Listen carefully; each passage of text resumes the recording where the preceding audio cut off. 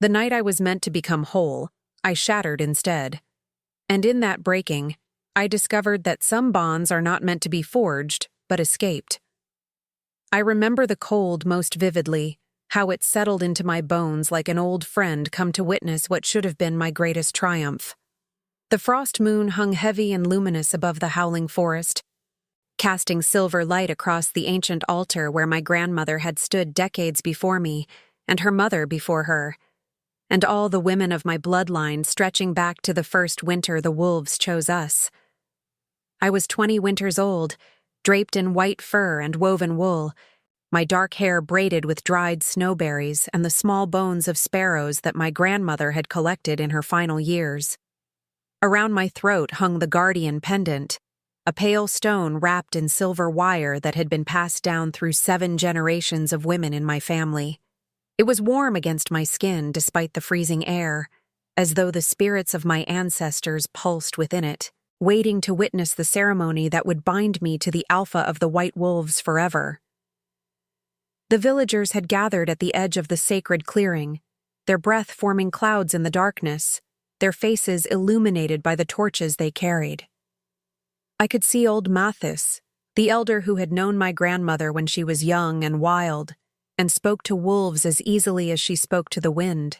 Beside him stood the mothers who had watched me grow from a strange, silent child into the woman who walked between worlds. They believed in me.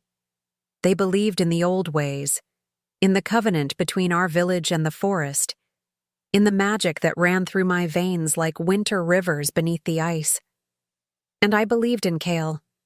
I had known him since I was a girl of 7 summers, the day my grandmother first led me into the deep woods to meet the pack. He had been younger then, too. Not yet the alpha, but already marked for greatness. His white fur bearing the faint silver scar across his left eye that distinguished him from all others.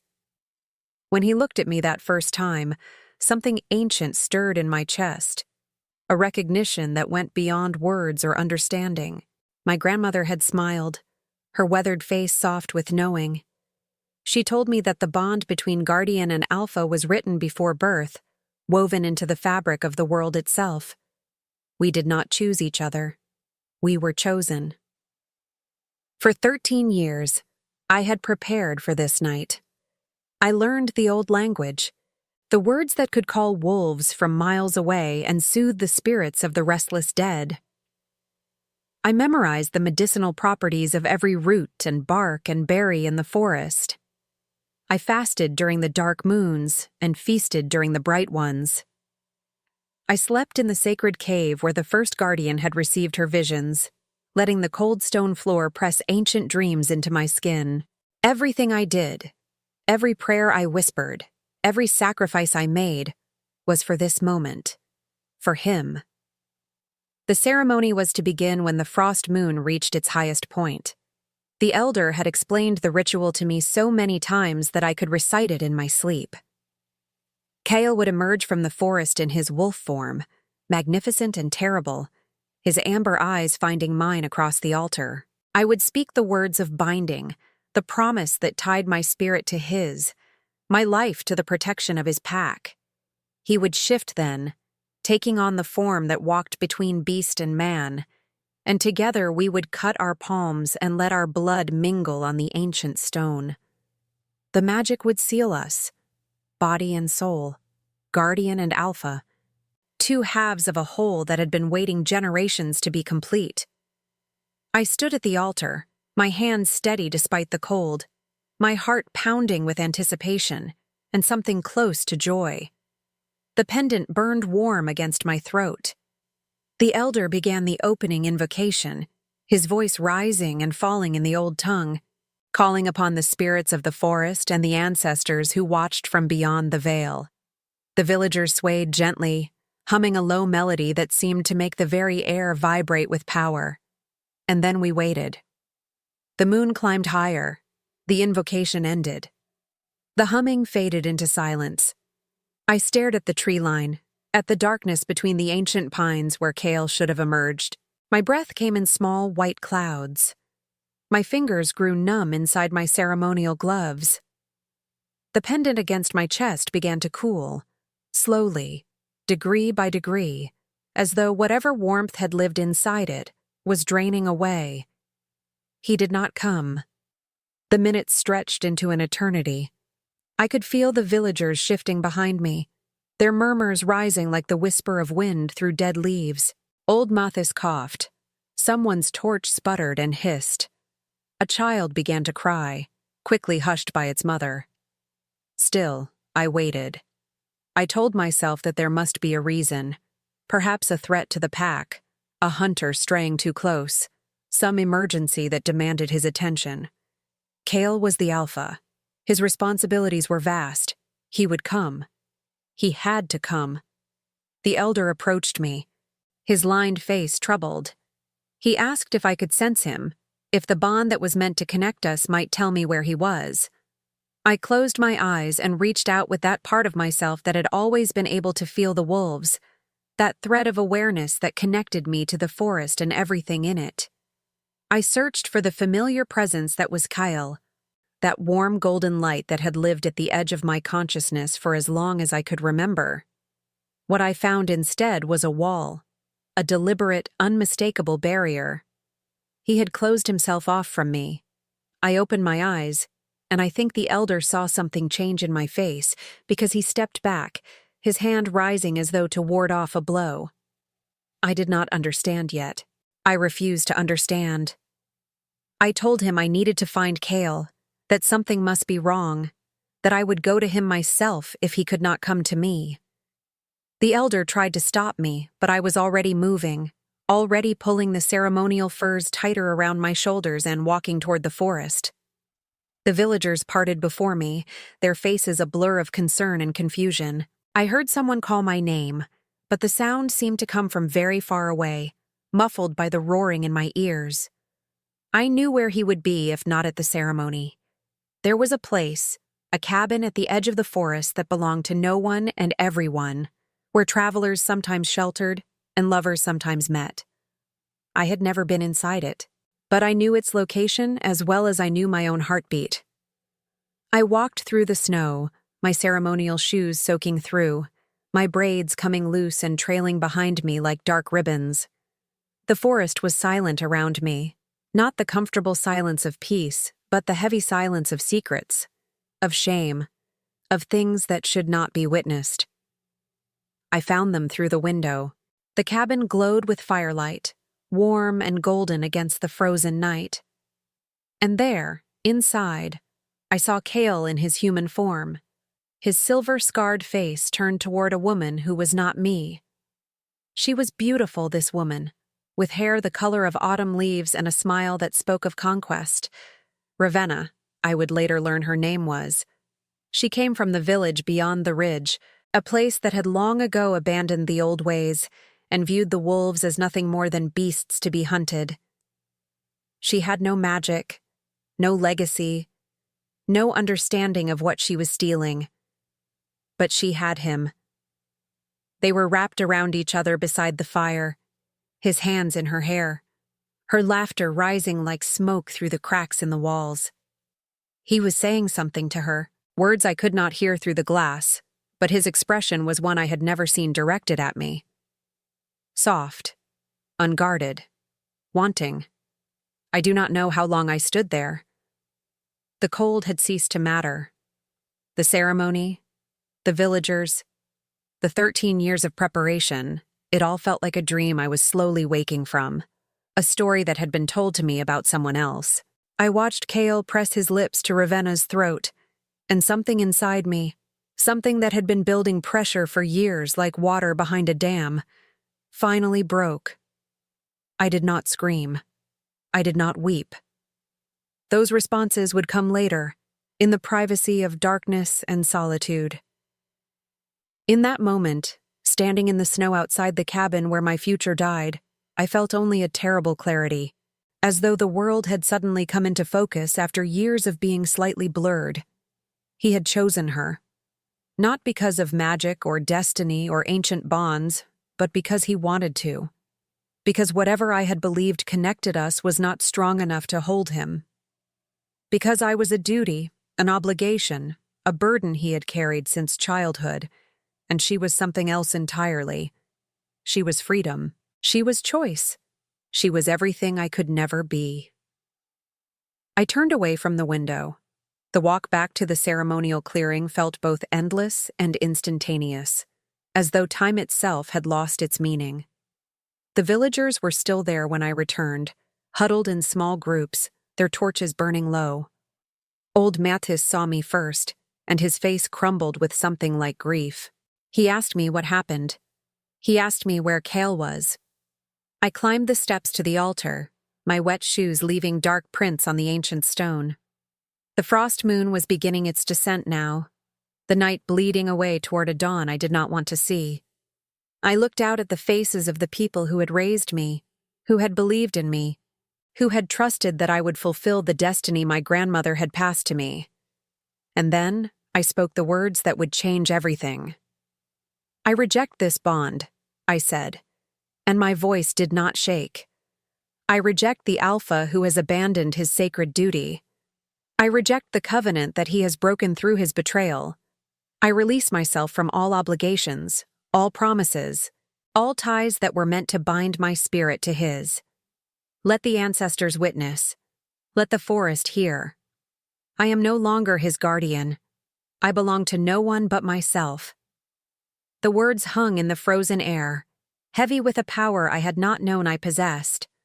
The pendant at my throat flared with sudden heat, so intense I gasped, and then went cold and dark, the stone within it cracking with a sound like breaking ice. I felt something tear inside me, a connection I had not even realized was there severing cleanly, leaving behind an emptiness that echoed through my entire being. The villagers were shouting, crying, some reaching toward me as though to pull me back from the edge of something irreversible. Old Mathis was speaking in the old tongue, prayers or warnings or both, his voice desperate. But I was already walking, already descending the other side of the altar, already moving toward the deep forest where no human dared to venture alone. Someone grabbed my arm. I turned to find Brennan, a young man from the village who had been my friend since childhood. His eyes were wide with fear, his grip bruising through my ceremonial furs. He begged me not to go. He said the deep forest would kill me, that no one survived its depths in winter, that whatever Kale had done could be forgiven, could be fixed, could be made right if only I would stay. I looked at him, this kind man who had always been there when I needed someone, who had carried my grandmother's body to the burial grounds when she passed, who had brought me food during my fasting months and never asked for anything in return. I saw the love in his eyes, the love he had never spoken aloud because he knew I belonged to another. And I felt something crack in my chest, another small breaking in a night full of them. I told him I was already dead.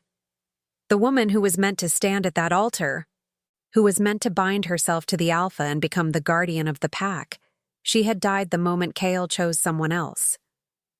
What remained was something new, something I did not yet understand, something that needed the darkness and cold and solitude of the deep forest to find its shape. Brennan released my arm. He was crying, I realized, tears freezing on his cheeks. He asked if he would ever see me again. I did not answer. I did not know how. The forest swallowed me whole. I walked between the ancient pines, their branches heavy with snow, their trunks scarred by centuries of wind and weather. The moonlight filtered through the canopy in fragments, silver coins scattered across the white ground. I heard nothing but my own breathing, my own footsteps, the distant call of an owl hunting in the darkness. I walked until my legs ached, until my fingers went numb even inside my gloves, until my wet shoes froze solid and every step sent pain shooting through my feet.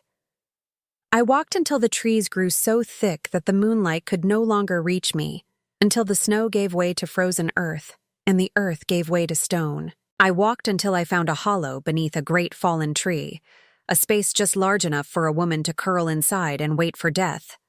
I crawled in. I pulled my furs around me. I closed my eyes.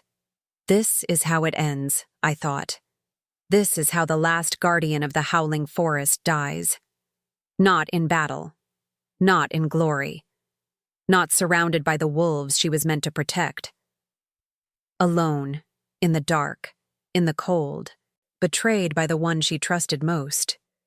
Sleep took me then, or something like sleep, a darkness deeper than any I had known. I dreamed of my grandmother, her face young and fierce, her voice calling to me across a great distance.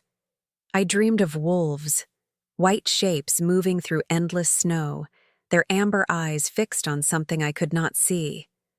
I dreamed of a cave, ancient and deep, its walls carved with symbols that seemed to pulse with light. I dreamed of a presence, vast and patient, waiting in the darkness for someone to find it. When I woke, the world had changed. The hollow beneath the fallen tree was gone. I lay instead on soft moss in a space that glowed with faint, sourceless light. The air was warm, impossibly warm after the bitter cold of the winter forest, and it smelled of pine and earth and something else, something wild and ancient that I could not name. And standing over me, her golden eyes fixed on my face with an intensity that made my breath catch, was a wolf. She was smaller than Kyle, her white fur marked with pale gray along her spine and ears. But there was something in her gaze that spoke of depths I could not fathom, wisdom that stretched back further than memory. She did not growl, did not bare her teeth, did not show any sign of threat. She simply watched me, as though waiting for me to understand something I had not yet grasped. I tried to speak, but my throat was raw, my lips cracked. The wolf stepped closer, her nose touching my forehead gently, and warmth flooded through me, chasing away the last of the cold that had settled in my bones. She made a soft sound, not quite a whine, not quite a hum, something in between that seemed to vibrate through my entire body. "Rise," the sound seemed to say. "You are not meant to die here. You have only just begun." I rose. The wolf turned and walked deeper into the glowing space, pausing once to look back at me over her shoulder. The meaning was clear. Follow. And so, with nothing left to lose and nowhere else to go, I did. I did not know then that I was walking toward a truth that would reshape everything I believed. I did not know that the rejection I had spoken at the altar was not an ending, but a beginning, a door opening onto a path my grandmother had only glimpsed in visions. I did not know that the cave I was about to enter held secrets older than the village, older than the wolves, older than the forest itself. All I knew was that the wolf was leading me somewhere, and for the first time since I watched Kale through that cabin window, I felt something other than emptiness. I felt the faint, flickering warmth of hope.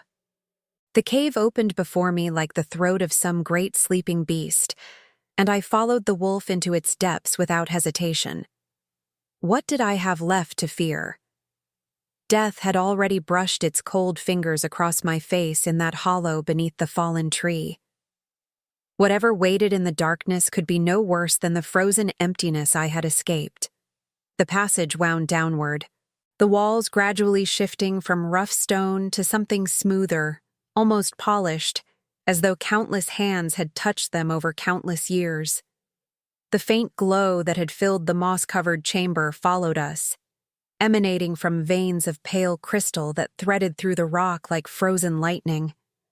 I trailed my fingers along them as I walked, and they pulsed gently at my touch, warming beneath my skin. The wolf moved with purpose, her gray-marked ears pricked forward, her paws silent on the ancient stone. She never looked back now, trusting that I would follow, and I did, step after step, deeper into the heart of the mountain that I had not even known existed.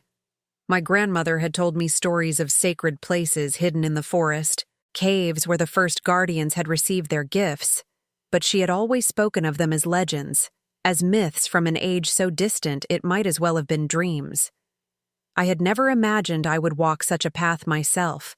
The passage opened suddenly into a vast chamber, and I stopped, my breath catching in my throat. The space was enormous, larger than the great hall where the village held its winter gatherings, larger than anything I had ever seen built by human hands. The ceiling soared upward into darkness, supported by natural pillars of stone that rose like the trunks of impossible trees. And everywhere, covering every surface, carved into every wall and pillar and stretch of floor, were symbols. I recognized some of them. The old language, the one my grandmother had taught me, the one I had used to speak the words of rejection at the altar. But these symbols were different, older, more complex. They spiraled and interlocked in patterns that seemed to shift when I looked at them directly, settling only when I caught them from the corner of my eye. They told stories, I realized, stories written in a tongue that predated words themselves. The wolf walked to the center of the chamber, where a pool of water lay perfectly still, its surface reflecting the crystal light like a mirror made of night. She sat beside it and looked at me, her golden eyes patient, waiting. I approached slowly, my footsteps echoing in the vast space.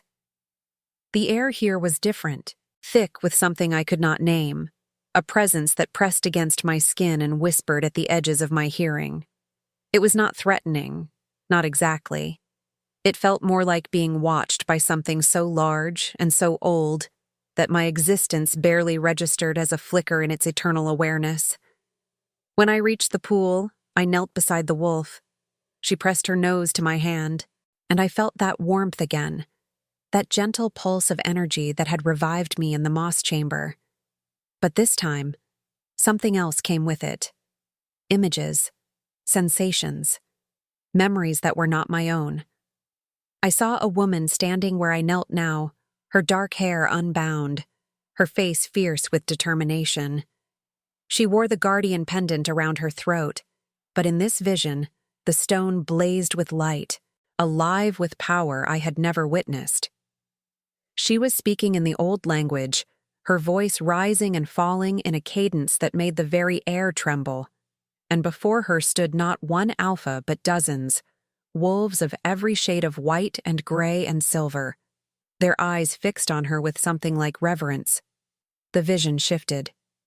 I saw the same woman, older now, walking through a forest that burned. Fire consumed the trees around her, smoke blackening the sky, and she moved through it all untouched, a circle of protection surrounding her that the flames could not breach. Behind her walked the wolves, their pack diminished but unbroken, following her toward safety, toward survival, toward a future they could not see but trusted her to find. Another shift.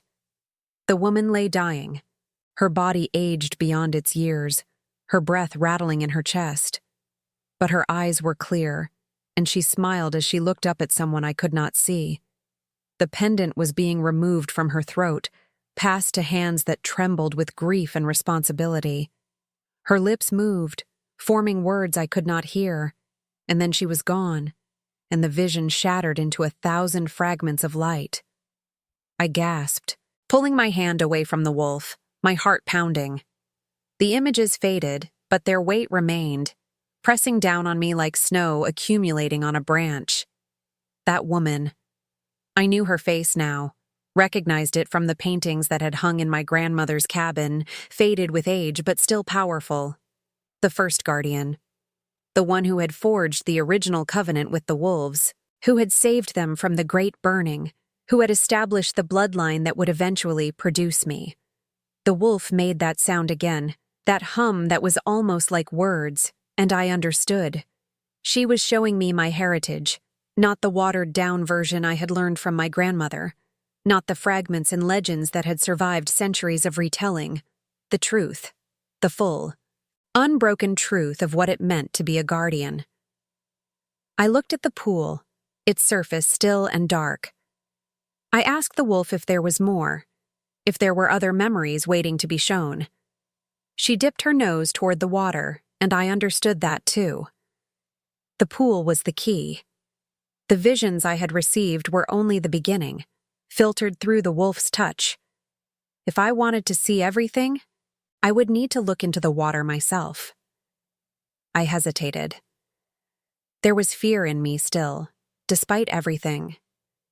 Fear of what I might learn, what I might become, what might be asked of me. The rejection I had spoken at the altar had felt like freedom, like cutting away a weight I had carried my entire life. If I looked into this pool, if I accepted whatever knowledge it offered, would I be binding myself again? Would I be trading one set of chains for another? The wolf pressed her body against my side, warm and solid and present. She did not push, she did not demand. She simply waited, offering her companionship, her support, her patient understanding. And I realized that this was different. This was not being promised to an alpha who saw me as a duty. This was not being raised for a purpose I had never chosen. This was a door, and I could walk through it or turn away. The choice was mine. I chose. I leaned over the pool and looked into its depths, and the world fell away. The visions came faster now, a torrent of memory and knowledge that poured through me like water through a broken dam. I saw generations of guardians, women of my bloodline stretching back to the first, each one unique, each one powerful, each one connected to the wolves and the forest, and the magic that flowed through this land like blood through veins. I saw their triumphs and their failures, their loves and their losses, their moments of doubt and their moments of transcendent power. I learned that the Guardian's magic was not given by the Alpha. It was not dependent on the bond, the ceremony, the mating that was meant to seal two spirits together. That belief was a corruption, a misunderstanding that had crept into the tradition over centuries, diminishing the Guardian's power, making her subordinate to the Alpha rather than his equal. The truth was far older and far stranger. The magic came from the forest itself. Long before humans settled in these lands, long before the wolves took their current form, there was only the forest. Vast and ancient and aware in ways that defied understanding, it had watched the world change around it, had weathered storms and fires and ice ages and the slow march of seasons beyond counting. It had developed something like consciousness, or perhaps it had always possessed it, a slow, patient intelligence that operated on timescales humans could not comprehend. When the first humans came, the forest recognized something in them: potential, adaptability, the spark of something that could become its voice, its hands, its connection to the faster world of flesh and blood. It reached out, and one woman answered. She was the first guardian, and her bond was not with any alpha, but with the forest itself, with the living web of trees and wolves and rivers and mountains that made up this sacred place. The wolves came later. They were the forest's children in a different way, creatures of instinct and loyalty and fierce protective love. When threats arose that required more than patience, more than slow growth and gradual change, the wolves were there to answer. And the guardian became the bridge between them, the translator, the one who could speak to both the wild heart of the forest and the primal souls of its protectors.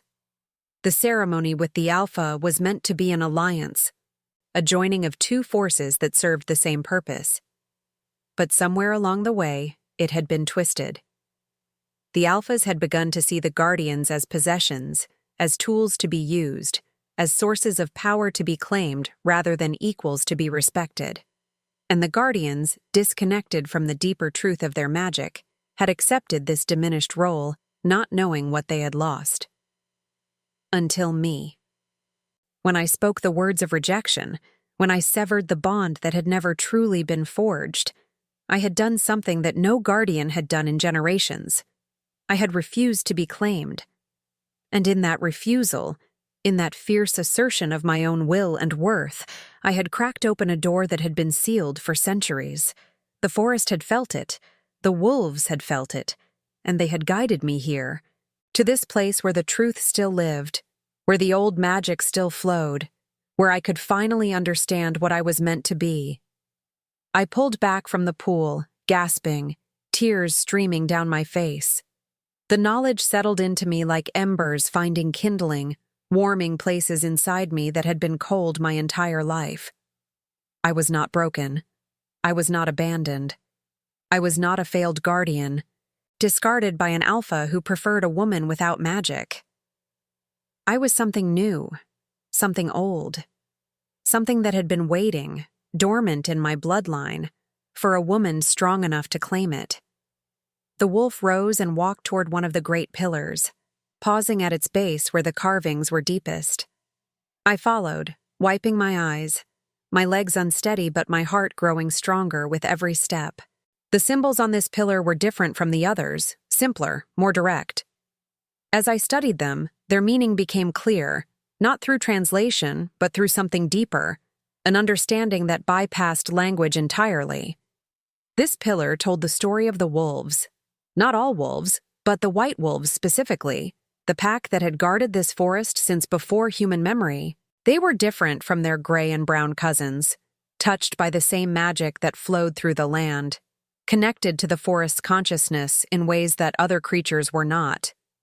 They could take human form, some of them, a gift that allowed them to communicate with the guardians, to form bonds that transcended the boundary between species. But this gift came with responsibility. The alphas were meant to be stewards, protectors, bridges between the wild and the tame.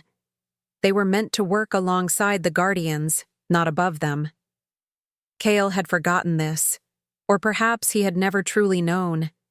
The corruption of the old ways had touched the wolves as well, teaching them that power meant dominance, that leadership meant control. He had seen me as something to be possessed, a prize to be claimed on the night of the ceremony. And when he found something, he wanted more, something easier, something that did not carry the weight of duty and destiny. He had taken it without a second thought. But there was more to the story. The carvings spoke of times when the balance had been broken before, when alphas had strayed from their purpose and guardians had lost their connection to the forest's heart. Each time, the forest had responded. Not with punishment, not exactly, but with consequences. The magic that protected this land was not infinite. It required tending, nurturing, the constant attention of those who understood it. When that attention was withdrawn, when the bonds that held everything together were allowed to fray, the forest grew vulnerable. And vulnerable forests attracted hunters. I felt a chill run through me despite the warmth of the chamber. Hunters. The word conjured images from my childhood, stories my grandmother had told me in whispers when the nights grew long and dark. There had always been those who feared the wolves, who saw them as threats rather than protectors, who wanted to claim the forest's resources without paying the price of respect and balance. In the past, the guardians and the wolves had always been strong enough to turn them away. But if the balance was broken, if the alpha was distracted and the guardian was gone, if the magic that protected these lands was allowed to fade. The wolf pressed against me again, her golden eyes meeting mine with an intensity that made words unnecessary. She was afraid. Not for herself, but for her pack, for the forest, for everything she had spent her long life protecting. She had brought me here because she saw something in me, some spark of the old power that might be strong enough to set things right. But she could not do it alone, neither could I. We would need to work together. The wolf, the forest, and whatever I was becoming. I asked her name, speaking aloud for the first time since I had entered the cave. The sound of my voice was strange in the vast chamber, small and human and temporary. But she seemed to understand. She made that humming sound again, and an image formed in my mind. Moonlight on fresh snow. The moment just before dawn when the world held its breath, the silence between one heartbeat and the next. Era, I said, testing the name on my tongue. It felt right. It felt true.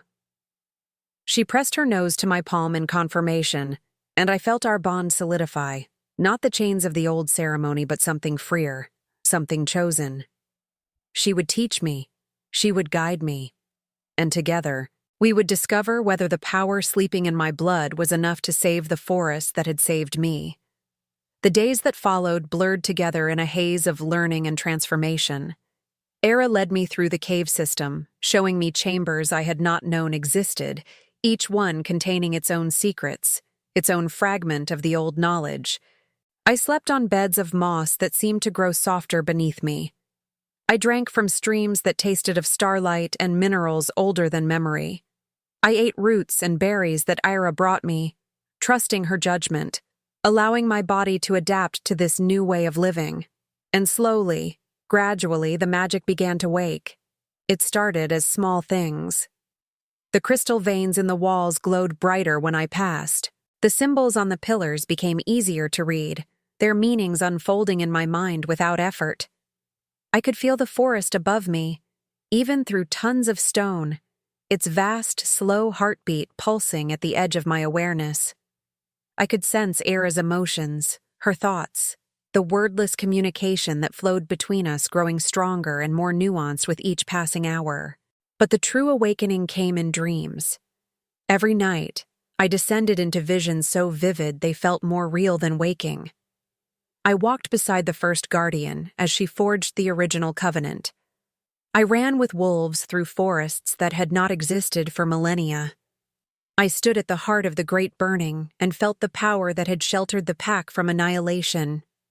And through it all, I felt myself changing, my spirit stretching to accommodate knowledge and abilities that had been dormant in my bloodline for generations. One night, I dreamed of my grandmother. She was young in the dream, younger than I had ever seen her, her dark hair unstreaked by gray, her face smooth and fierce. She stood in a clearing I did not recognize, and when she saw me, she smiled with such warmth that tears sprang to my eyes. "You found it," she said, her voice carrying across the dreamscape like wind through leaves. "I always hoped you would." I asked her why she had never told me, why she had let me believe the diminished version of our legacy, the one that made me dependent on an alpha who did not deserve my devotion. Her face grew sad. "I did not know," she admitted. "The full truth was lost before I was born, fragments scattered across generations of forgetting. I knew there was more, something deeper, something we had lost. But I could not find the path." She reached out and touched my face, her hand warm and solid despite being a dream. "You were always stronger than me, Liora. Stronger than any of us. Strong enough to break the chains I could not even see." I woke from that dream with tears on my face and power singing in my veins. The pendant at my throat, the one that had cracked when I spoke the words of rejection, was whole again. But it was not the same. The pale stone had transformed, its color deepening to something luminous, shot through with veins of silver that pulsed with light. When I touched it, I could feel the forest's heartbeat resonating through it, steady and strong and impossibly ancient. Era was waiting for me when I emerged from sleep, her golden eyes bright with something like pride. She led me to the pool at the center of the great chamber, and when I looked into its surface, I barely recognized the woman who looked back. My face was the same, but different. There was a wildness in my eyes now, a depth that had not been there before. My hair had grown longer, threaded with strands of silver that caught the crystal light. And around me, visible only in the reflection, I could see a faint glow, the residue of the magic that was slowly but surely remaking me from the inside out. I was becoming what I was always meant to be. Not the bride of an alpha. Not the possession of a wolf who could not see my worth, but a guardian in the truest sense, connected to the forest itself, wielding power that did not depend on anyone else's acknowledgement or approval. Era made a soft sound, and I turned to face her. She was looking toward the passage that led up and out, her ears pricked, her body tense with attention. Something was wrong. Something had changed in the world above. I closed my eyes and reached out with my new senses, letting my awareness rise through the stone, through the roots, through the frozen earth, until I could feel the forest spread out around me like a living map. The trees were still, the rivers were silent, the small creatures of the wood huddled in their burrows, afraid. And at the edge of my perception, Moving through the snow with purpose and malice, I felt them. Hunters. They carried fire and iron, weapons forged specifically to kill wolves. There were dozens of them, more than I had ever seen gathered in one place. Their leader, a man whose hatred burned so bright I could feel it like a wound in the fabric of the world. They had come from beyond the ridge, from the villages that had abandoned the old ways, and they had come with one purpose: extermination. I opened my eyes, my heart pounding, my newly awakened power surging through me like a river breaking through ice. The peace of the cave, the safety of my hidden sanctuary. It was over. The world I had fled was forcing its way back in, bringing with it threats I could not ignore. Era pressed against me, her body warm and tense, ready for whatever came next. I placed my hand on her head, feeling our bond hum with shared determination.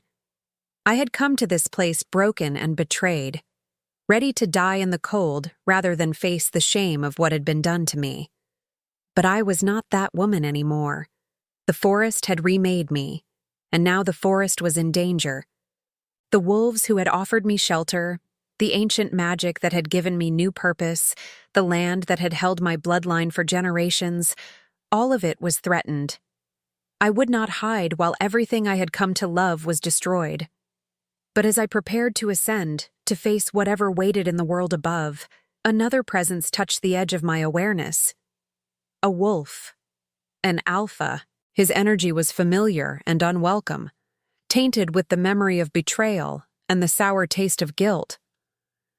Kyle had finally come looking for me, and I was no longer the woman he had abandoned. The passage upward felt longer than the descent, as though the mountain itself was reluctant to release me back into the world of snow and danger. Era moved ahead, her white fur catching the fading crystal light, her body tense with the same urgency that drove my steps. Behind us, the great chamber with its pool of visions and pillars of ancient knowledge grew distant, becoming memory even as I climbed toward an uncertain future. I could still feel the hunters at the edge of my awareness, their presence a dark smear against the living tapestry of the forest. They had made camp for the night, their fires burning holes in the fabric of the wood's consciousness, their iron weapons radiating cold malice. They were not moving yet, but they would be soon. Dawn was coming, and with it, the hunt would begin in earnest. And Kale. His presence was closer, circling the base of the mountain, searching for something. For me, perhaps, or for the power he must have sensed awakening in the deep places of the earth. I did not know what he wanted, and I found that I did not care. Whatever words he might offer, whatever excuses or explanations or pleas, they meant nothing now. He had made his choice on the night of the ceremony. I had made mine in return. The cave mouth opened onto a world transformed by moonlight and fresh snow. I emerged into a small clearing surrounded by ancient pines, their branches bowed under the weight of white. The air was so cold it burned my lungs, but I welcomed the sensation, letting it ground me in the present moment. I was no longer the shivering, broken woman who had crawled into a hollow to die. The magic that flowed through me now kept the worst of the cold at bay, a gentle warmth that radiated from my core like embers banked against the night. Era paused at the tree line, her ears swiveling, her nose testing the wind. She made a low sound, and I understood without words. They were close. Not the hunters. Not yet. Other wolves. Her pack. They emerged from the shadows like ghosts given form, 6 wolves of varying shades of white and gray, their eyes catching the moonlight and throwing it back in amber and gold. They were smaller than I had expected, leaner, their bodies built for endurance rather than brute strength. These were not the pampered wolves of Kale's pack, fed on easy prey and protected by the village's offerings. These were survivors, wild in a way that the wolves I had known could never be. They approached me with caution, circling, their noses working as they catalogued my scent. I stood still, letting them examine me, reaching out with my new senses to feel their emotions: curiosity, suspicion, a thread of hope so fragile it might have been imagined. They had been waiting for something, I realized. Era had told them, in whatever wordless way wolves communicated. That change was coming. And now, here I was, stepping out of their sacred mountain, wearing their magic like a second skin. One of the wolves, a male with a distinctive black marking across his muzzle, approached closer than the others. He was old, I could see now, his joints stiff, his muzzle frosted with age. But his eyes were sharp, assessing, and when he looked at me, I felt the weight of decades of wisdom pressing against my mind. He was their elder, their keeper of memory, the one who remembered what the pack had been before Kale's bloodline rose to dominance and began the slow corruption of the old ways.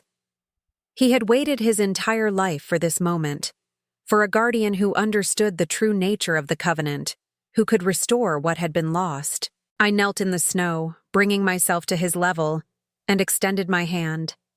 He sniffed it carefully, his breath warm against my frozen fingers. Then, slowly, deliberately, he pressed his forehead to my palm and closed his eyes. The connection that flowed between us was different from what I shared with Era, older somehow, tinged with grief and fierce determination. He showed me images, the pack as it had been in his youth, strong and numerous, protected by a guardian who walked among them as an equal. The slow decline as alphas like Kale rose to power, pushing the wild wolves to the margins, claiming the guardian's magic as their own. The years of hiding, of dwindling numbers, of watching the forest grow weaker and the hunters grow bolder. And through it all, the stubborn, unshakable belief that someday someone would come to set things right. I felt tears freeze on my cheeks as the vision ended. This wolf, this elder whose name I understood to be something like frost on still water, had spent his entire existence hoping for me. Not me specifically, but what I represented. The return of the true guardians. The restoration of the broken covenant. The chance, however slim, that his pack might survive. I spoke to him then, not in words, but in the language of emotion and intention that flowed naturally through the bond. I promised that I would do everything in my power to protect them. I admitted that I did not know if I was strong enough, if my newly awakened magic could stand against the threats that gathered at the forest's edge, but I swore that I would try, that I would fight, that I would not abandon them the way Kale had abandoned me. The elder pulled back, his eyes meeting mine with something like peace. He had waited long enough. Now, finally, he could rest. Era pressed against my side, drawing my attention back to the present. The night was waning. The hunters would move soon, and somewhere in the darkness between here and there, Kale still circled, his presence growing more agitated as the hours passed. I rose and looked at the wolves who had gathered around me, 7 in total, including Era and the elder. Not many, not enough to fight the dozens of hunters who approached with fire and iron. But they were not alone. They had the forest, and they had me, and together we might accomplish what neither could manage separately. The plan formed in my mind as I reached out to the wood around us, feeling its ancient consciousness stir at my touch. The forest had weapons of its own.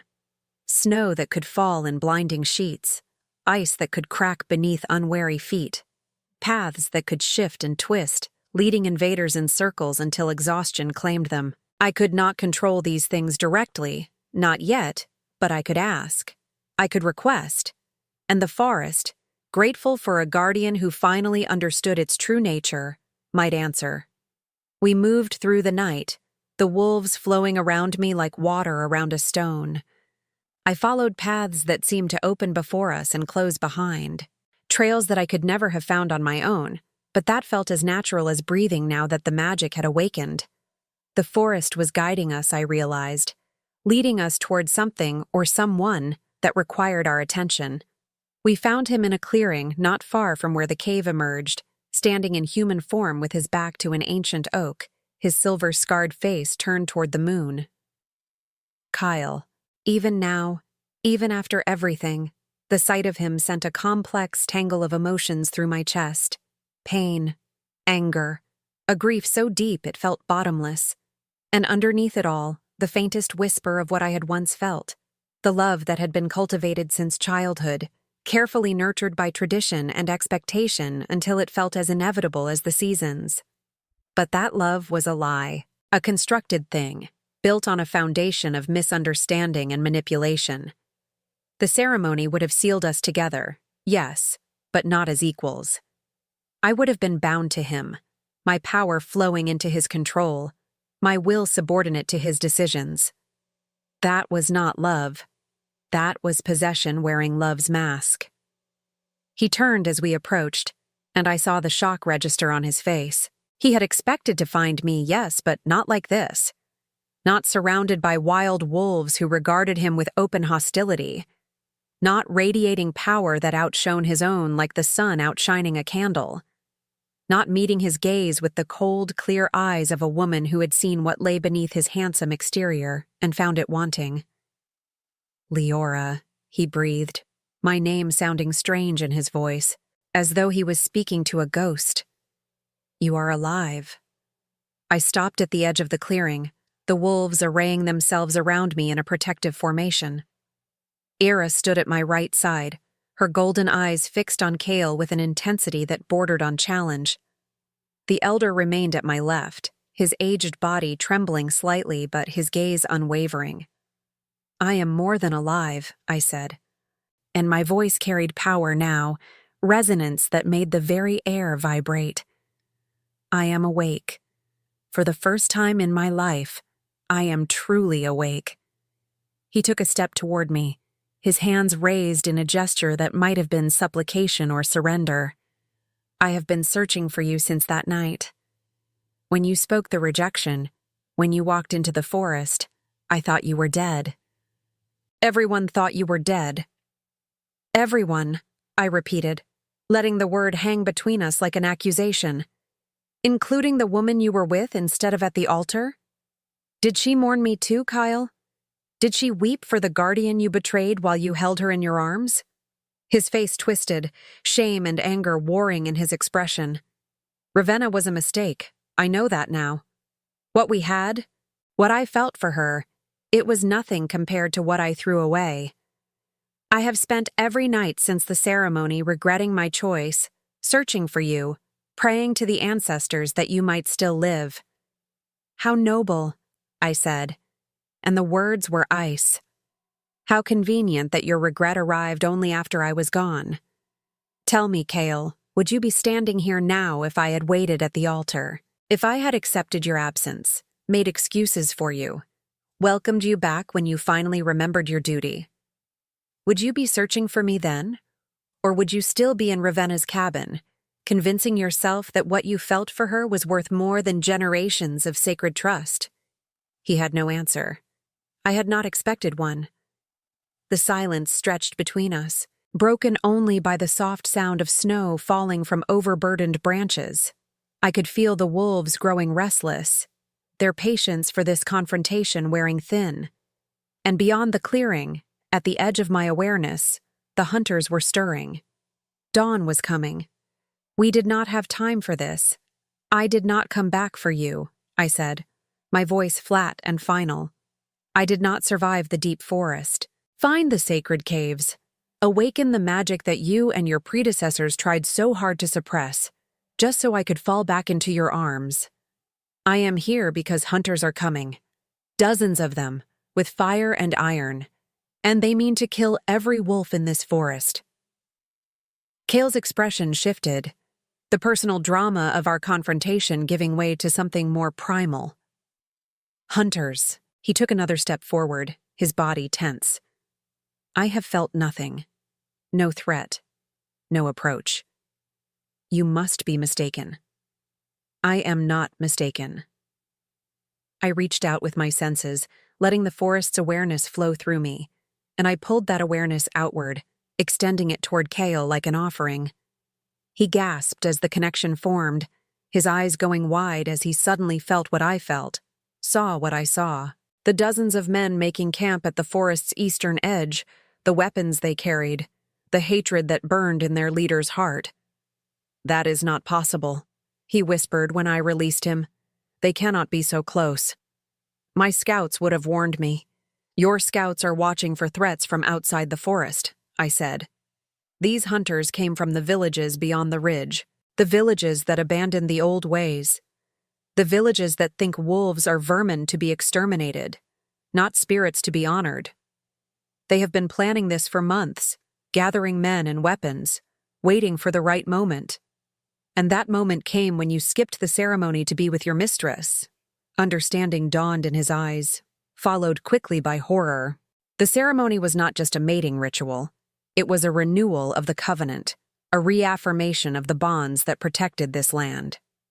Every year that it was completed, the forest's defenses grew stronger, its ability to hide and mislead and protect its inhabitants more potent.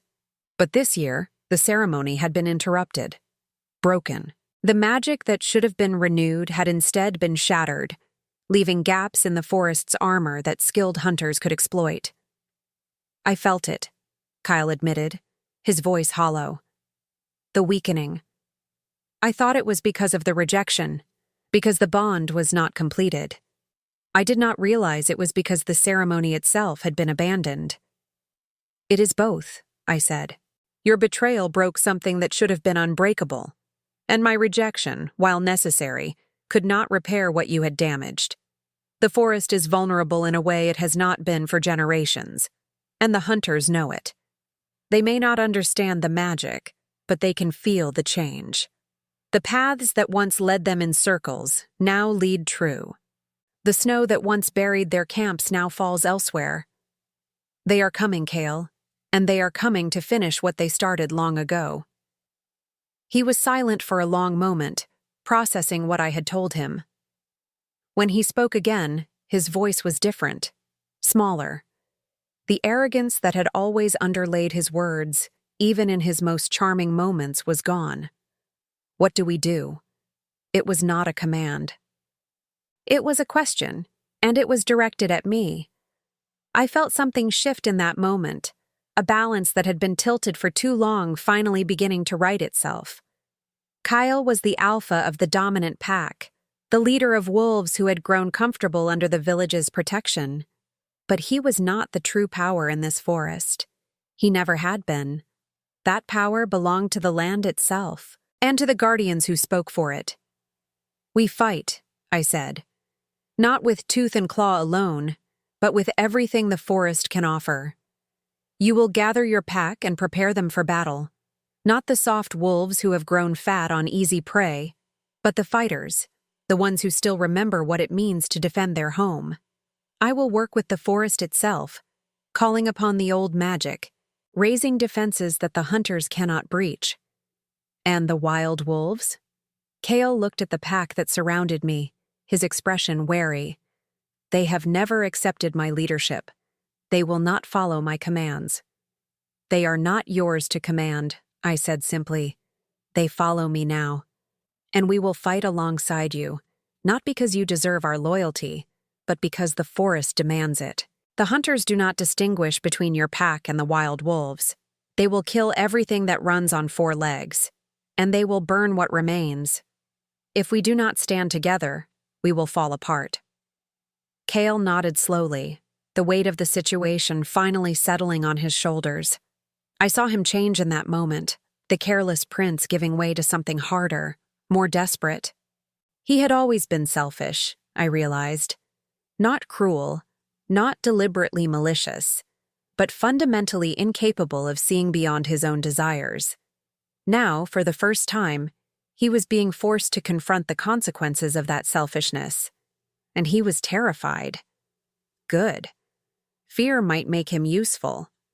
"Go," I said, gesturing toward the deeper forest where his pack made their dens. "Gather your wolves. Meet us at the eastern ridge before the sun clears the treetops. And Kale, do not make me regret giving you this chance." He held my gaze for a moment longer, and I saw something in his eyes that might have been respect. Or perhaps it was simply the dawning recognition that the woman he had dismissed as a duty to be avoided had become something far beyond his understanding. He shifted then, his human form dissolving into the great white wolf that was his true shape. The silver scar across his eye stood out starkly against his pale fur, and for a moment, I remembered the first time I had seen him, the awe I had felt in the presence of such wild beauty. But the awe was gone now. He was just a wolf. Powerful, yes. Dangerous, certainly. But just a wolf. He disappeared into the trees, and the clearing fell silent. Era pressed against me, her warmth a comfort against the cold that was seeping back into my awareness now that the confrontation had ended. I placed my hand on her head, feeling our bond pulse with shared determination. This was not forgiveness, I murmured, speaking aloud because the words needed to exist in the air, needed to be real. What he did cannot be undone. But the forest comes first. The wolves come first. My own heart can wait. She made that humming sound, the one that seemed to carry meaning beyond language. And I understood. She was proud of me. Not for working with Kale, but for being strong enough to set aside my pain when something larger was at stake. It was what a true guardian would do. It was what my grandmother would have done. The thought of my grandmother brought a fresh wave of grief, but I pushed it down. There would be time for mourning later. Now, there was work to be done. I closed my eyes and reached out to the forest, letting my consciousness expand until I could feel every tree, every stream, every creature that sheltered within the wood's embrace. The hunters were moving now, breaking camp, beginning their march toward the heart of the forest. They were well organized, I could sense, disciplined in a way that spoke of military training. Their leader walked at the front, a tall man with a face like weathered stone, his hatred burning so brightly it left afterimages in my perception. I whispered to the forest, asking rather than demanding, and felt its ancient consciousness stir in response. Snow began to fall, gentle at first but growing heavier, driven by winds that had not existed moments before. The paths the hunters had been following began to shift, subtle changes that would go unnoticed until they found themselves walking in circles. Ice formed on the surface of streams, thick enough to appear safe but thin enough to crack beneath the weight of a man. It would not stop them. I knew that. These hunters were too experienced, too determined to be turned aside by natural obstacles. But it would slow them. It would buy us time to prepare, to gather our forces, to find a place where we could make our stand. The eastern ridge, the elder wolf sent the image to me. His mental voice faded with age but clear in its intent. It was the traditional battleground, the place where wolves had defended the forest since time beyond memory. Narrow approaches, high ground, natural choke points where a smaller force could hold against a larger one.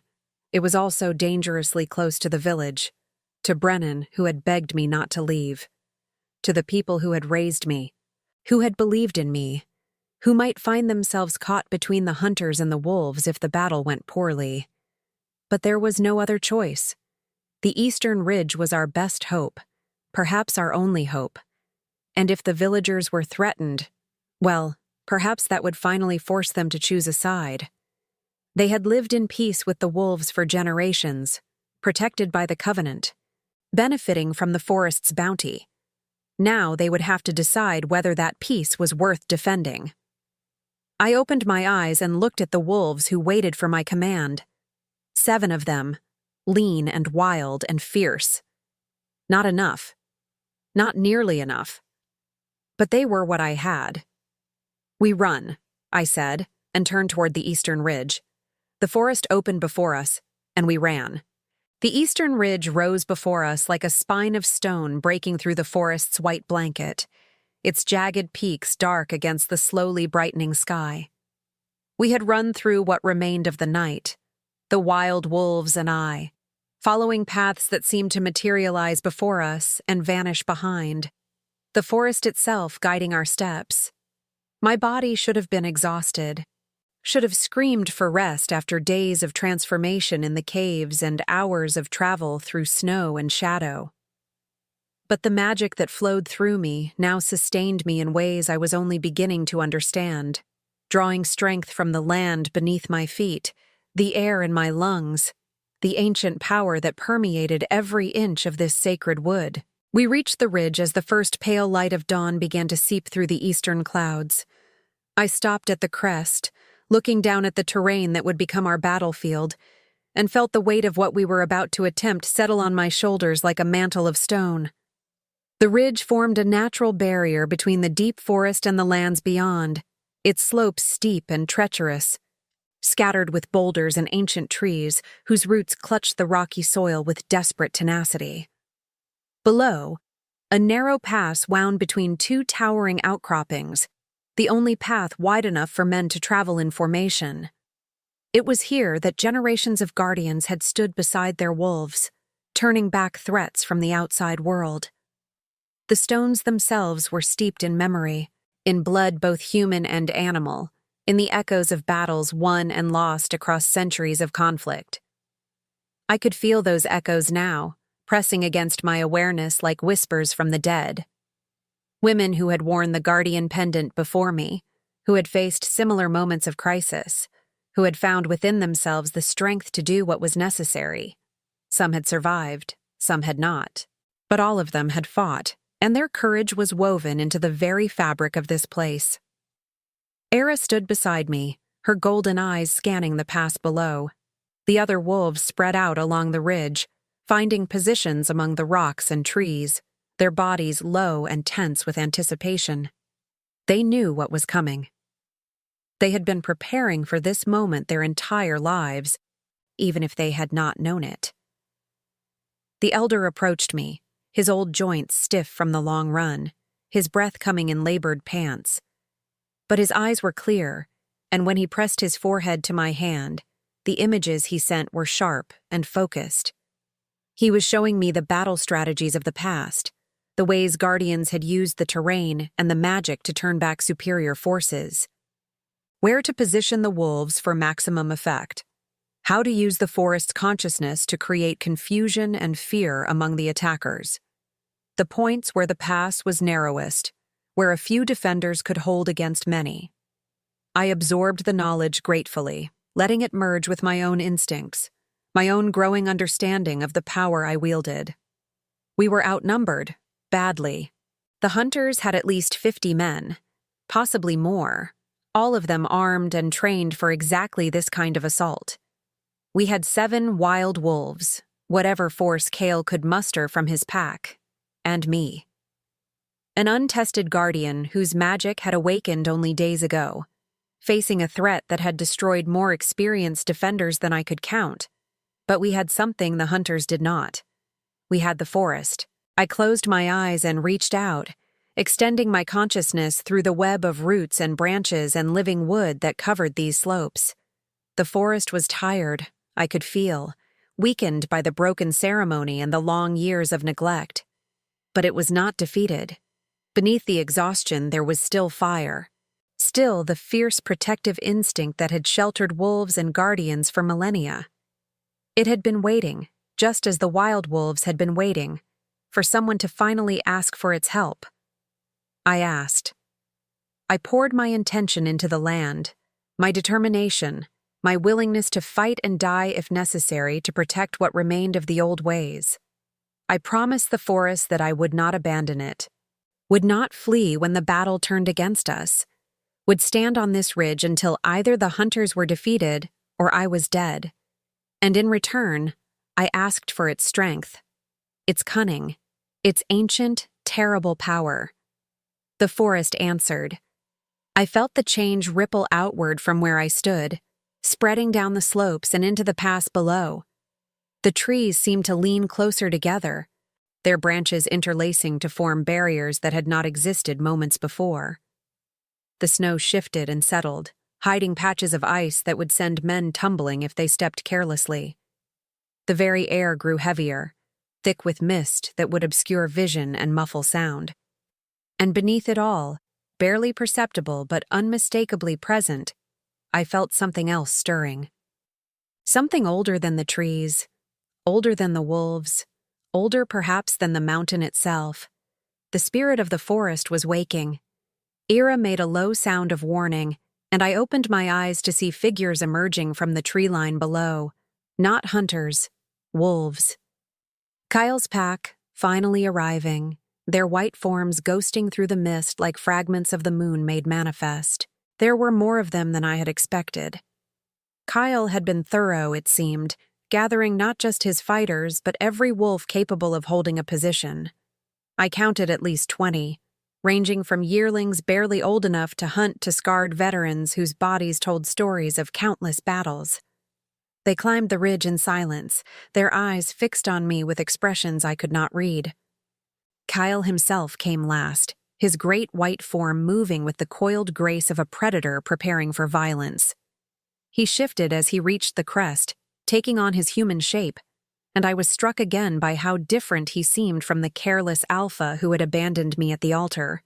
There was purpose in his movements now, focus in his eyes. Whatever else he was, he understood the stakes of what we faced.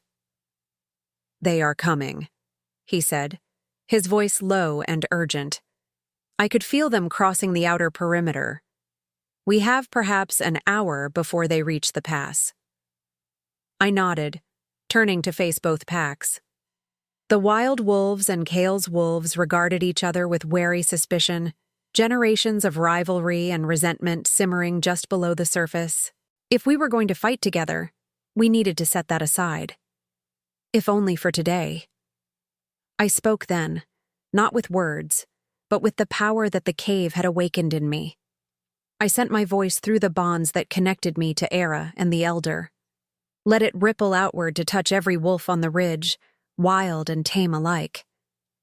I showed them the hunters approaching, the fire and iron they carried, the hatred in their hearts that made no distinction between packs or bloodlines.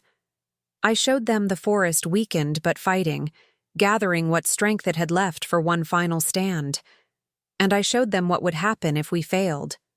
The burning, the slaughter, the end of everything their ancestors had built and protected across centuries of vigilance. When I finished, the suspicion remained, but it had been joined by something else: understanding, recognition. These wolves, whatever their differences, loved this forest. They had been born in its shadows, raised on its prey, shaped by its ancient rhythms. They were not fighting for me or for Kale or for any abstract concept of duty. They were fighting for their home. We spent the remaining hour preparing. I walked among the wolves, touching each one briefly, learning their names and natures through the wordless language of our kind. There was Ash, a young female whose silver-gray coat marked her as a descendant of the wild pack, even though she had been raised among Kale's wolves. There was Storm, a massive male whose right ear had been torn away in some long-ago battle, leaving him half-deaf but twice as fierce. There were the twins, Shadow and Smoke, who moved in such perfect synchronization that they seemed to share a single mind. And there was Era, always at my side, her presence a constant anchor in the chaos of preparation. She showed me how to position the wolves to maximize their effectiveness, using the terrain features the Elder had revealed. The wild wolves would hold the high ground, using their knowledge of the ridge to strike from unexpected angles. Kale's pack would form the main defensive line at the narrowest point of the pass, their larger numbers creating a wall of tooth and claw that the hunters would have to break through. And I would stand at the center, channeling the forest's power, directing its consciousness against our enemies in whatever way proved most effective. Kyle approached as the preparations were nearly complete, his expression unreadable. He did not speak at first, simply stood beside me looking down at the pass where his wolves were taking their positions. "I never understood," he said finally, his voice barely above a whisper.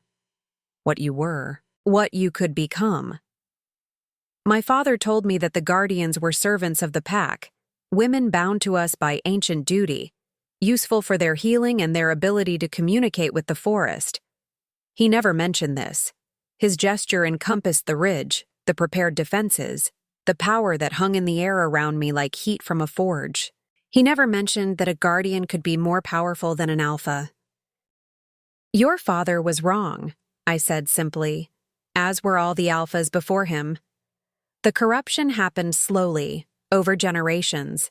Each one took a little more power from the guardians, taught their children that the old ways meant dominance rather than partnership. By the time you were born, the truth had been forgotten entirely. He was silent for a moment, processing this. Then he asked a question I had not expected. "Did you love me? Before? When you believed what you had been taught? Was any of it real?" I considered lying. It would have been easy, would have spared both of us the complicated weight of the truth. But I had spent my entire life believing in things that were not true. I was done with comfortable falsehoods. "Yes," I said. "I loved you, or I loved what I thought you were. The alpha who would stand beside me, who would honor the covenant, who would protect the forest and its people with the same devotion I felt.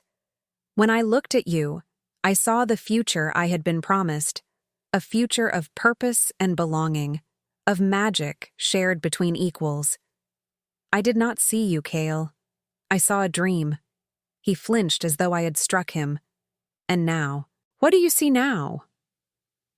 I turned to face him fully, looking into the eyes that had once made my heart race with anticipation. "A wolf who made a mistake," I said. "A man who let desire cloud his judgment and caused more harm than he could have imagined. Someone who might, if he survives this day, have the chance to become something better than what he was. But that is not my concern anymore. I am no longer your guardian, Kyle. The bond we should have formed, the one that would have tied my fate to yours, it was broken before it could be sealed. What happens to you now is your own responsibility." He nodded slowly, something like acceptance settling in his features. "I deserve that. I deserve worse.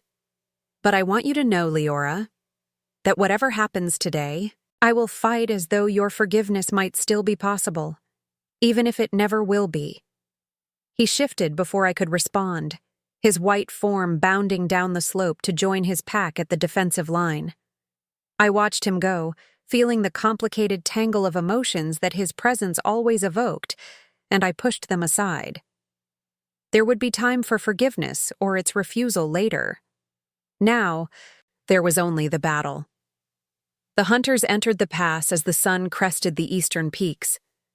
I saw their leader first, the tall man whose hatred I had felt from miles away.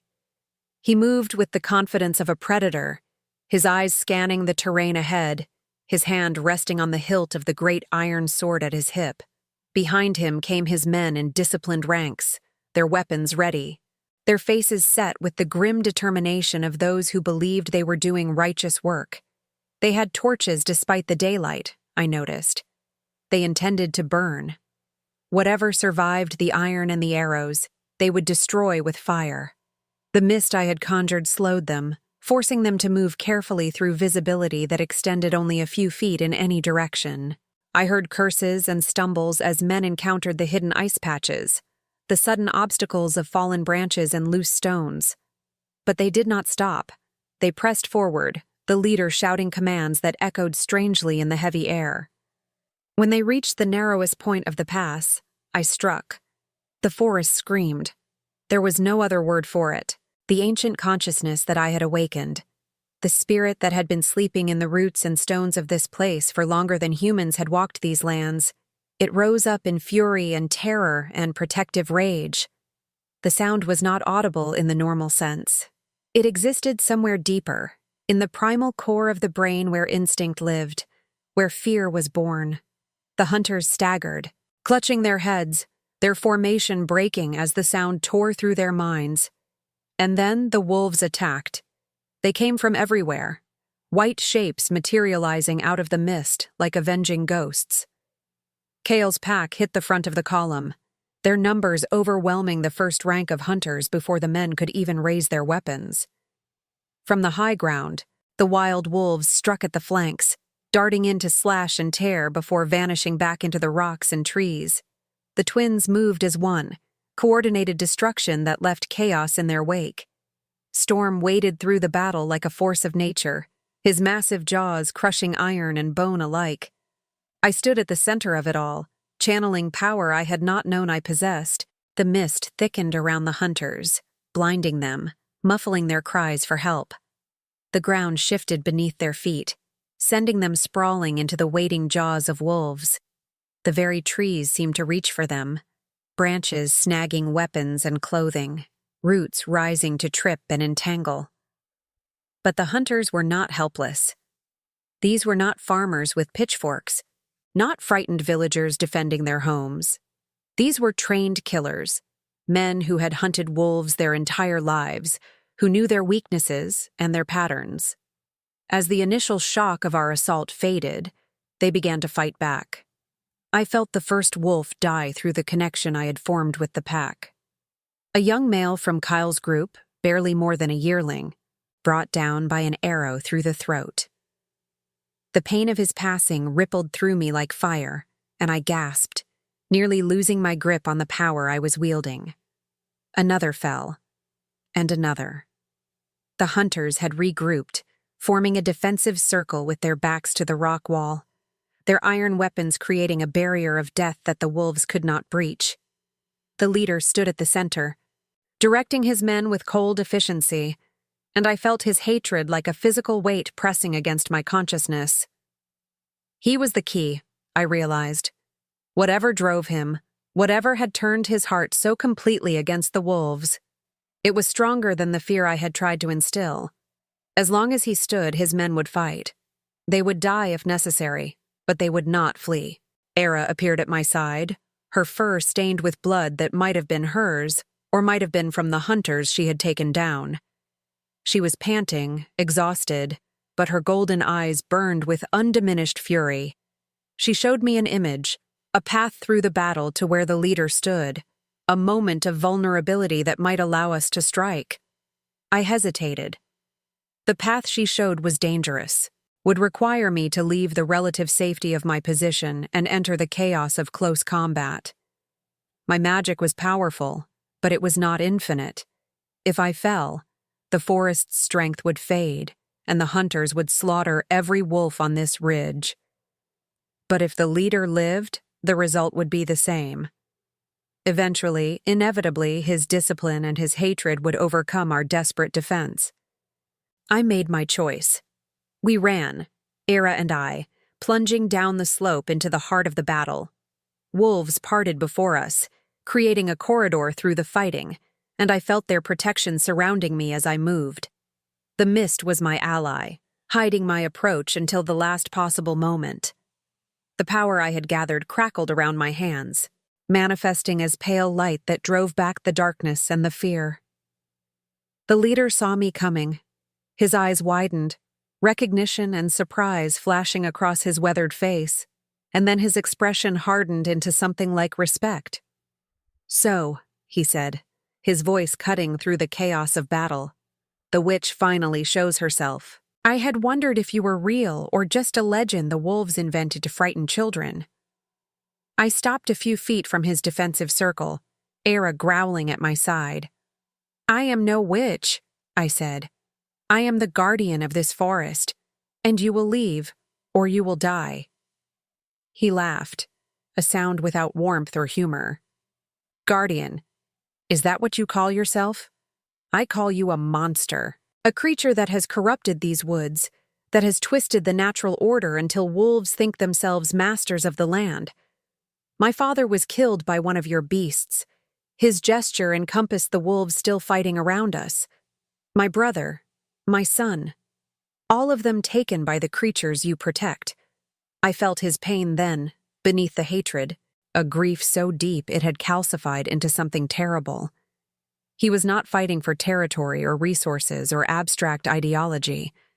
He was fighting because he had lost everything he loved to wolves, and he could not rest until every last one of them was dead. "I understand your loss," I said, and I meant it. "The wolves have taken people I loved as well, but this slaughter will not bring them back. It will only create more orphans, more widows, more men like you who cannot see past their grief to the truth." "The truth?" He stepped forward, his sword rising. "The truth is that these creatures are killers. They have no place in a world of men. And you, Guardian, have no power that can stop what is coming. Even if you win today, there will be more of us tomorrow. And the day after. And the day after that. We will not stop until every wolf in this forest is dead and burned and scattered to the wind. Then you will have to kill me first," I said, and I released the power I had been holding. Light exploded from my hands, from my chest, from the pendant that burned against my throat. It was not the gentle glow of the crystals in the cave or the soft illumination I had used to blind the hunters. This was something else entirely, something I had not known existed until that moment. It was the forest itself, pouring through me like water through a broken dam, ancient and terrible and utterly beyond human control. The leader staggered back, his sword coming up to shield his eyes. His men cried out, their formation breaking as the light touched them. And in that moment of chaos, Ira moved. She hit the leader like a bolt of white lightning, her jaws closing on his sword arm before he could swing. He screamed, iron clattering to the stone floor, and then she was on him, bearing him to the ground, her teeth at his throat. I could have let her kill him. Part of me wanted to. The part that remembered Kale's betrayal, the part that had learned to hate in the long, cold nights of my transformation, that part screamed for blood. But the light pouring through me carried something else as well. Mercy, wisdom, the understanding that every death created more deaths, that vengeance was a fire that consumed everything it touched. "Enough," I said, and my voice carried power that stopped every wolf and every human in the pass. The battle froze. Men and wolves alike turned toward me, their eyes wide with shock and awe and fear. The light had not faded. If anything, it was growing brighter, filling the pass with a radiance that made the sun seem dim by comparison. I walked to where Era held the leader pinned, her jaws still at his throat, her eyes asking permission to finish what she had started. I placed my hand on her head, and she slowly, reluctantly, released her grip. The leader stared up at me, his face pale with blood loss and terror. In that moment, he was not a monster or a murderer or the source of all our problems. He was just a man, broken by grief, who had found purpose in destruction because he could not imagine any other way to honor the dead. "Go," I said. "Take your men and go. Tell the villages beyond the ridge that the forest is protected. Tell them that the old covenant is renewed, stronger than before. And tell them that if they come here again with fire and iron, seeking to destroy what they do not understand, they will not be shown mercy a second time." He swallowed, his eyes fixed on mine. "You would let us go? After everything?" "I am not like you," I said. "I do not find healing in slaughter. Your dead will not rest easier if I add your body to the count. Go home, mourn your losses, and perhaps, in time, learn that there are other ways to live with grief than feeding it with more death." He was silent for a long moment. Then, slowly, painfully, he rose to his feet. His remaining men gathered around him, supporting those too wounded to walk on their own. They looked at me with fear and something else, something that might have been the beginning of respect. The leader met my eyes one last time. "This is not over," he said, but there was uncertainty in his voice now, the first crack in the armor of his hatred. "We will return." "Perhaps," I said, "and perhaps when you do, you will find that the world has changed, that you have changed. I cannot control what you choose, Hunter. I can only show you that another path exists." He turned and walked away, his men following in ragged formation. I watched them go, feeling the tension slowly drain from my body as they disappeared into the mist that still clung to the lower slopes. The light faded gradually, leaving me exhausted in a way I had never experienced before, hollowed out by the power that had flowed through me. Era pressed against my side, and I leaned on her for support. Around us, the wolves were tending to their wounded, mourning their dead, beginning the long process of recovery that would follow this day. We had lost many, too many, but we had survived. I looked up the slope toward where Kale stood watching me, his white fur stained with battle, and his eyes filled with an expression I could not read. He had fought well today, I knew. He had risked his life to protect his pack and the forest he had once taken for granted, but the battle had changed nothing between us. The wounds he had inflicted on the night of the ceremony were still raw, still bleeding beneath the surface. He started toward me, and I felt something clench in my chest. Whatever he wanted to say, whatever gratitude or apology or renewed plea for forgiveness, I was not ready to hear it. Not yet. Perhaps not ever. But before he could reach me, another figure emerged from the mist. A human figure, stumbling and breathless, his clothing torn and his face scratched from running through the forest at reckless speed. Brennan. He stopped when he saw me, his eyes going wide at the sight of the wolves surrounding me, at the blood and the bodies and the evidence of violence that covered the pass. But he did not run. He stood his ground, his gaze fixed on mine, and spoke words that turned the fragile peace we had won into something far more complicated. "Liora," he said, his voice cracking with exhaustion and fear, "you have to come. Ravenna. She came to the village looking for Kale, and when she did not find him, she went to the caves, the sacred caves. She found the entrance, and she went inside, and now something is wrong. The ground is shaking, and there is light coming from the mountain, and the elders say that if someone does not stop whatever she has done, the forest itself will die." I looked at Era, seeing my own horror reflected in her golden eyes. The caves, the pool of visions, the ancient power that slumbered in the heart of the mountain. Ravenna had found the source of the forest's magic, and she was about to destroy it. I ran as I had never run before, my body screaming with exhaustion from the battle but my spirit refusing to yield. The forest blurred around me, trees and snow and shadow merging into a continuous stream of motion.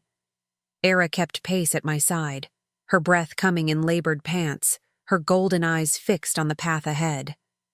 Behind us, I could hear others following, wolves and at least one human, but I did not look back. There was no time for anything but forward. The ground shook beneath my feet, a deep tremor that seemed to originate from the very heart of the mountain. I felt it through the connection I had forged with the forest, felt the ancient consciousness crying out in pain and confusion. Something was wrong in the sacred caves, something that threatened to tear apart the delicate balance that had sustained this land for millennia. Ravenna. The name burned in my mind like a brand. She had come looking for Kale, the man she had stolen from me, and when she could not find him, she had gone searching for answers. The caves were not hidden, not truly. Any determined seeker could find them if they looked hard enough, but they were protected by wards that should have turned away anyone without guardian blood, should have filled an intruder's mind with fear and confusion until they fled back to the safety of the mundane world, unless the wards had been weakened. Unless the broken ceremony and the battle had drained so much of the forest's power that its defenses had failed. I pushed myself harder, drawing on reserves I did not know I had. The cave entrance appeared before me, that same small clearing surrounded by ancient pines where I had emerged only hours ago. But the clearing was different now. The snow had melted in a perfect circle around the cave mouth, and steam rose from the exposed earth as though something impossibly hot burned beneath the surface.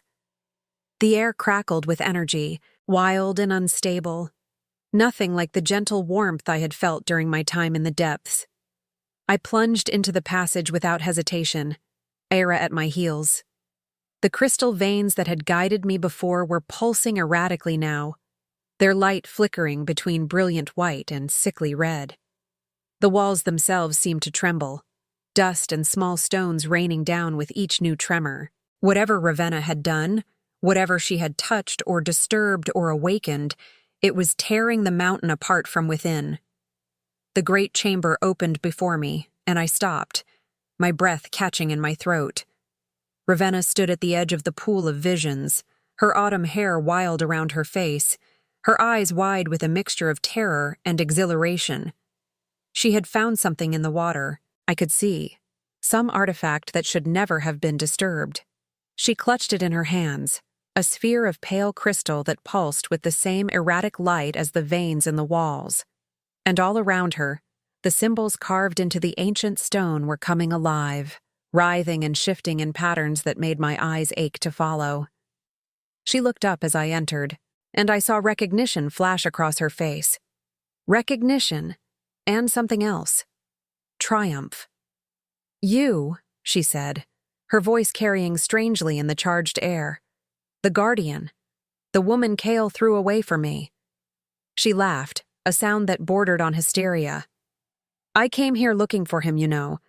I thought he might be hiding in these caves, avoiding me the way he avoided you.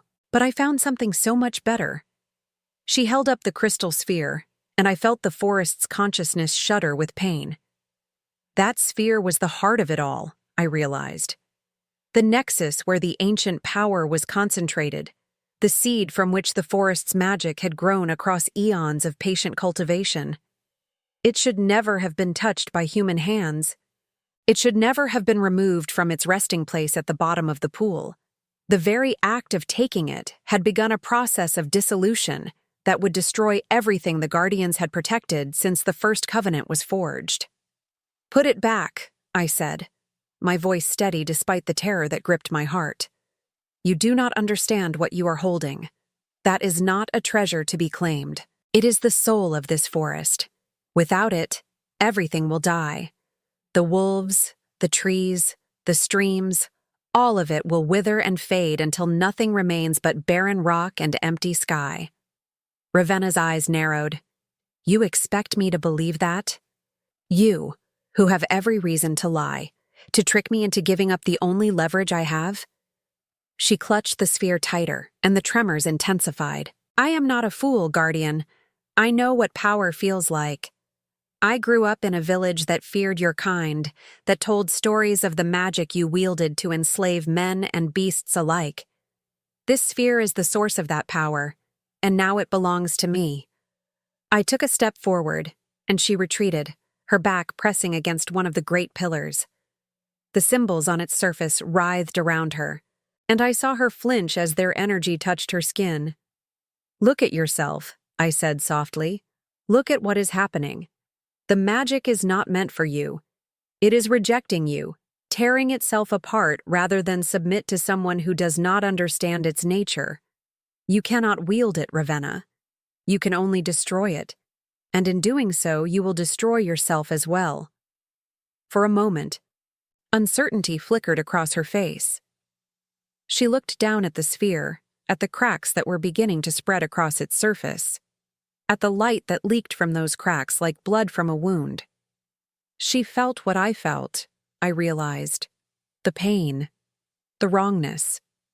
She was not completely deaf to the magic, only untrained, unprepared for what she had stumbled into.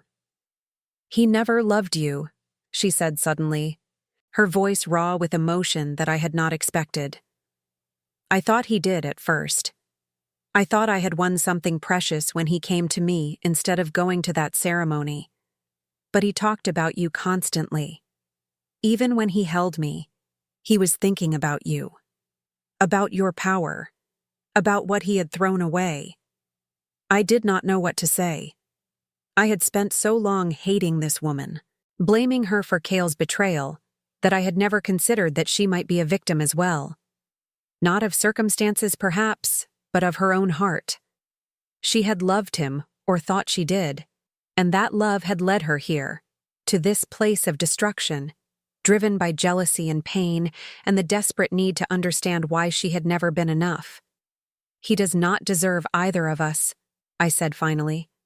"He is a fool and a coward, and whatever he feels, it is not worth destroying a forest over." "Put down the sphere, Ravenna. Let me return it to the pool.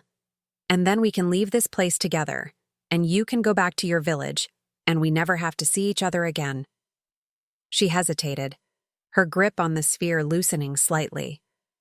For a moment, I thought she might actually listen. I thought this might end without more bloodshed, without more loss, Then Kale appeared in the entrance of the chamber. He was in his human form, his silver-scarred face pale with exhaustion and fear. He looked at Ravenna, at the sphere in her hands, at the destruction spreading through the sacred space, and his expression crumbled into something like despair. "Ravenna," he said, her name a plea. "What have you done?" It was the wrong thing to say. I saw it happen, saw the hope in Ravenna's eyes curdle into fury as she realized that even now, even in this moment of crisis, he was not looking at her with love. He was looking at her with horror, with blame. "What have I done?" She laughed again, that same hysterical edge cutting through the sound. "I came to find you, Kyle. I gave up everything for you. My family, my village, my future. And you left me alone in that cabin for days while you searched for her." She thrust a finger toward me, her eyes blazing. "Even after everything, you still want her. The woman with the magic, the woman who can give you power." "That is not why I searched for her," Kale said.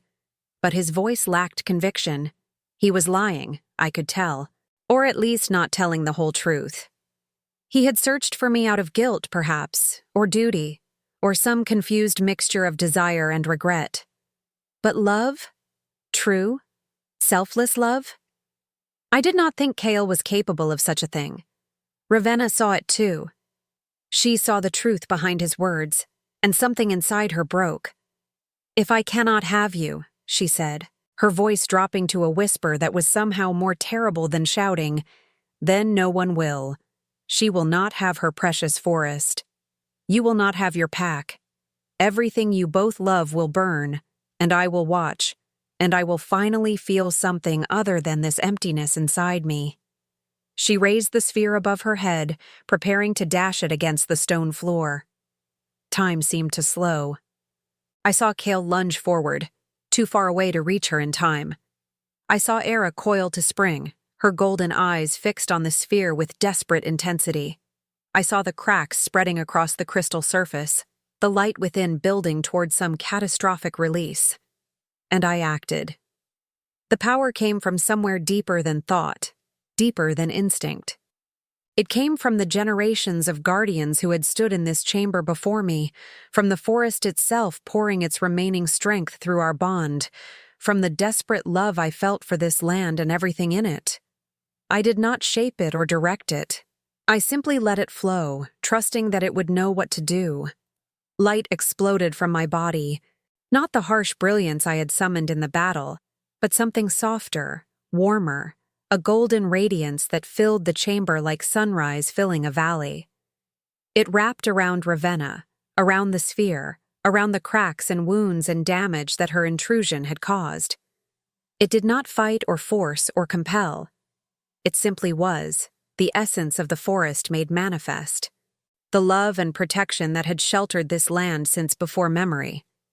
Ravenna screamed, but it was not a scream of pain. It was release.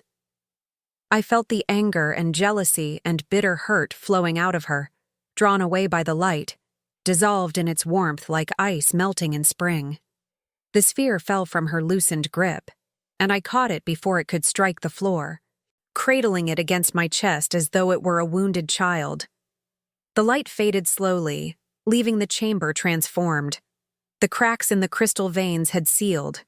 The writhing symbols had stilled, returning to their ancient, patient patterns. The tremors had stopped, and the air was clear and cool and scented with pine and possibility. Ravenna collapsed against the pillar, her body shaking with sobs that held no anger, only grief. Grief for the love she had believed in and lost. Grief for the choices she had made that could never be unmade. Grief for the woman she might have been if her path had led elsewhere. I knelt beside her, still holding the sphere, and placed my free hand on her shoulder. I could not forgive her for what she had almost done, for the destruction she had nearly unleashed. But I could understand her. I could see the broken pieces of her heart and recognize them as mirror images of my own. "Go home," I said gently. "There is nothing for you here." Whatever you thought Kale could give you, whatever you thought this magic could provide, it was never real. Find something that is. Find people who will love you for yourself, not for what you can offer them. Build a life that does not depend on someone else's validation. She looked up at me, her eyes red and swollen, her face blotched with tears. "Why?" she whispered. "Why would you help me after everything I have done?" "Because someone helped me," I said. "When I was broken and alone and ready to die, the forest reached out and offered me another path. I cannot do less for you, even if you were the one who helped break me in the first place." I helped her to her feet and guided her toward the passage that led out of the caves.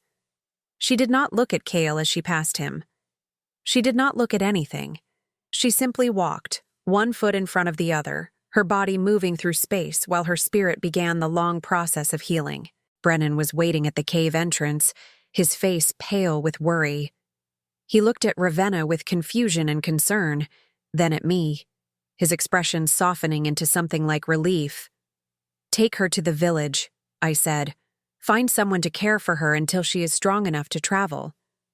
And then help her return to her people. She does not belong here, but she deserves the chance to find where she does belong." He nodded, asking no questions, simply accepting what I asked of him.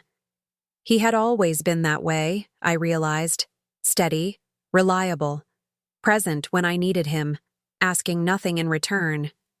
I had been so focused on Kyle, on the destiny I thought I was meant to fulfill, that I had never truly seen the man who stood quietly at the edge of my life, waiting. "Thank you," I said, and I meant it for more than just this moment. "Thank you for everything." He smiled, a brief flash of warmth that transformed his ordinary features into something almost beautiful. "You can thank me properly later, when all of this is finished." He took Ravenna's arm and led her away, down the mountain, toward the village and whatever future awaited her there. I watched them go, feeling something ease in my chest, some tension I had not known I was carrying finally beginning to release. Then I turned to face Kale. He stood at the entrance of the chamber, his body tense, his eyes fixed on me with an intensity that would once have made my heart race. But my heart was steady now. The magic that flowed through me had burned away the last remnants of the love I had felt for him, leaving only clarity. "She almost destroyed everything," he said, his voice hollow. "I did not know she would come here. I did not know she was capable of such desperation." "You never knew her at all," I replied, "just as you never knew me. You saw what you wanted to see in both of us, a prize to be claimed, a source of pleasure or power. We were never real to you, Kale. We were reflections of your own desires." He flinched as though I had struck him. "That is not true. I cared for you, Liora. I still care. What I did on the night of the ceremony, it was a moment of weakness, a mistake I have regretted every day since." I walked past him, moving toward the pool where the sphere needed to be returned. The water was clouded now, disturbed by Ravenna's intrusion, but I could feel it beginning to clear, beginning to heal. "Your regret changes nothing," I said without turning around. "You made your choice. I made mine. The bond that might have existed between us, the partnership we could have built, it is gone. It cannot be restored, no matter how much you wish it could." "So that is it?" His voice cracked with emotion. "You will never forgive me. We will simply exist, side by side in this forest, two strangers who once might have been more." I knelt at the edge of the pool, cradling the sphere in my hands. It pulsed gently against my palms, its light steadying, its cracks slowly sealing as the forest's power flowed back into its proper channel. "I do not know," I said honestly. "Forgiveness is not a door that opens once and stays open forever. It is a journey, and I am only at the beginning. Perhaps someday I will find my way to something like peace with what you did. But that day is not today. And you cannot rush it, Kale. You cannot charm or manipulate or plead your way into my grace. All you can do is live your life in a way that proves you have changed, that you understand what you threw away and have committed to being better. I lowered the sphere into the pool, and the water received it like a mother receiving a lost child. Light bloomed beneath the surface, soft and golden, spreading outward in waves that I could feel resonating through the entire mountain. The healing I had begun was continuing, the forest drawing strength from its restored heart, the damage Ravenna had caused slowly being undone. When I turned back, Kale was still standing in the entrance, his expression lost and uncertain. He looked younger somehow, stripped of the arrogance that had always defined him, reduced to something more human and more vulnerable. "What happens now?" he asked. I walked toward him, and he stepped aside to let me pass. "Now we rebuild," I said. "The covenant is broken, but it can be forged anew. Not as it was, with the guardian subordinate to the Alpha, but as it was always meant to be. A partnership of equals, the wolves and the forest and the guardians, working together to protect this land from those who would harm it." "And us?" I paused at the threshold of the passage, looking back at him over my shoulder. "There is no us, Kale. There may never be again. But there is the forest, and there are the wolves, and there is the duty we both owe to something larger than ourselves. If you want to prove that you have changed, start there. Be the alpha your pack needs. Protect the land that gave you life. And perhaps, in time, you will find that the redemption you seek does not require my forgiveness at all." I left him standing in the sacred chamber, surrounded by the symbols of a legacy he had nearly destroyed, and I walked out into the light of a new day. The weeks that followed were filled with work and healing, and the slow process of rebuilding what had been lost. The wild wolves and Kale's pack learned to coexist, their ancient rivalry giving way to cautious cooperation as they realized that survival depended on unity.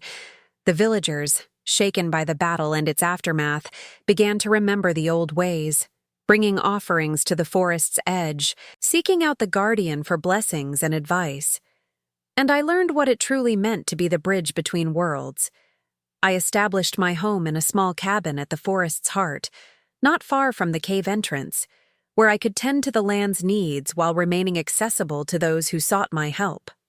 Era stayed with me, her presence a constant comfort, her golden eyes watching over me as I grew into the power that had awakened in the sacred depths.